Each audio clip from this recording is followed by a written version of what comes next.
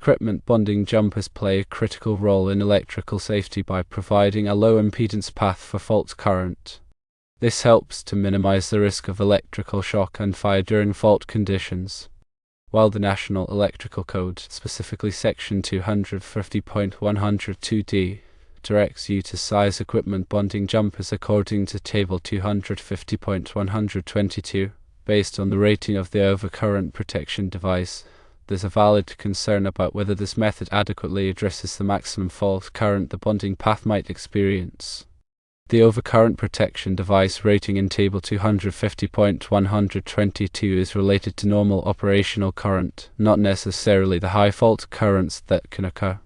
Section 250.45 of the National Electrical Code emphasizes that the fault path must be capable of safely carrying the maximum fault current likely to be imposed on it. This raises the question of how to ensure that the bonding jumper is appropriately sized for potentially high fault currents, which can reach thousands of amps, even if Table 250.122's requirements seem insufficient.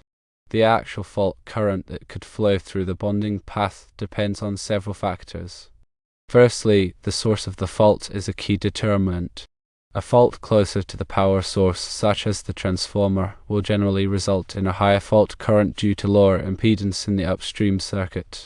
Secondly, the impedance of the entire circuit, including conductors, connections, and equipment, affects the fault current magnitude. Lower impedance allows for higher fault currents.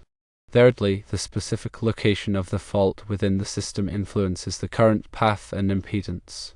While the National Electrical Code doesn't provide a direct calculation method for determining the maximum fault current for bonding path sizing, other resources can offer guidance. A valuable reference is the IEEE Standard 142.1991 titled Recommended Practice for Grounding of Industrial and Commercial Power Systems. This standard provides methodologies for calculating maximum fault currents in power systems, which can be used to assess the adequacy of bonding jumper sizes. Now let's consider typical practice. In many scenarios, sizing the bonding jumper based on the overcurrent protection device rating, as per Table 250.122, is considered sufficient.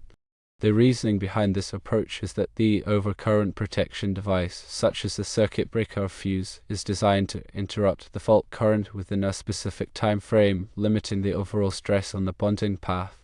However, there are situations where calculating the maximum potential fault current becomes crucial. Firstly, if the overcurrent protection device is located far from the bonding path, the impedance of the intervening conductors might significantly reduce the fault current reaching the overcurrent protection device. In this case, the bonding jumper needs to be sized to handle the higher fault current it will experience before the overcurrent protection device operates.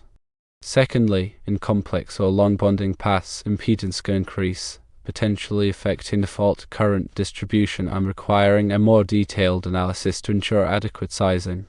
Thirdly, specific installations with high fault current potential, such as those in industrial facilities with large transformers, warrant a more rigorous approach to bonding jumper sizing. Therefore, a conservative approach is always recommended when sizing equipment bonding jumpers. It's better to select a larger size than potentially necessary to ensure adequate fault current carrying capacity. Oversizing provides an extra margin of safety and reduces the risk of the bonding jumper failing during a fault event. Now let's explore some factors to consider when selecting the appropriate size for an equipment bonding jumper. Firstly, the available fault current at the service entrance needs to be determined. This information can usually be obtained from the utility company or through a fault current study. Secondly, the impedance of the circuit conductors, transformers, and other equipment must be calculated or estimated. This information is necessary to determine the fault current at various points in the system. Thirdly, consider the interrupting rating of the overcurrent protection devices. The overcurrent protection devices must be able to safely interrupt the maximum available fault current. Fourthly, select a bonding jumper size that is capable of carrying the calculated fault current and that meets the requirements of Table 250.122. Keep in mind that the table provides minimum sizes, and larger sizes may be necessary in some applications. Fifthly, ensure that the bonding jumper is properly installed and connected. Loose or corroded connections can significantly increase the impedance of the bonding path and reduce its effectiveness. The material of the bonding jumper also plays a crucial role. Copper is generally preferred due to its excellent conductivity and corrosion resistance. However, aluminum bonding jumpers can be used if properly sized and installed. It's important to use appropriate connectors and terminations that are compatible with the bonding jumper material to ensure a reliable connection. Regularly inspect bonding jumpers for signs of corrosion, damage, or loose connections. Periodic inspections can help identify and address potential problems before they compromise the integrity of the grounding system. Proper labeling of bonding jumpers is also essential for identification and maintenance purposes. Clearly labeled bonding jumpers allow electricians and other personnel to quickly identify and verify the integrity of the grounding system.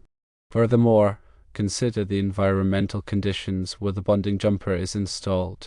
In corrosive environments, such as those with high humidity or exposure to chemicals, use corrosion-resistant materials and coatings to protect the bonding jumper from degradation. Bonding jumpers used in outdoor applications should be suitable for direct burial or installed in a conduit to protect them from physical damage and environmental factors. Consider the potential for future expansion or changes to the electrical system when sizing bonding jumpers. It's often prudent to select a larger size to accommodate future load increases or modifications to the system. In summary, while Table 250.122 provides a baseline for sizing equipment bonding jumpers based on the overcurrent protection device rating, it's crucial to understand the potential limitations and consider the maximum fault current that could be imposed on the bonding path.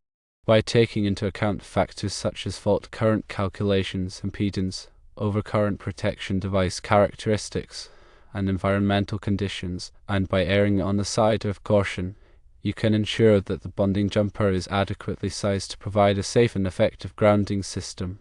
This approach minimizes the risk of electrical shock, fire, and equipment damage during fault events. Remember to consult with qualified electrical engineers and adhere to all applicable codes and standards when designing and installing grounding systems.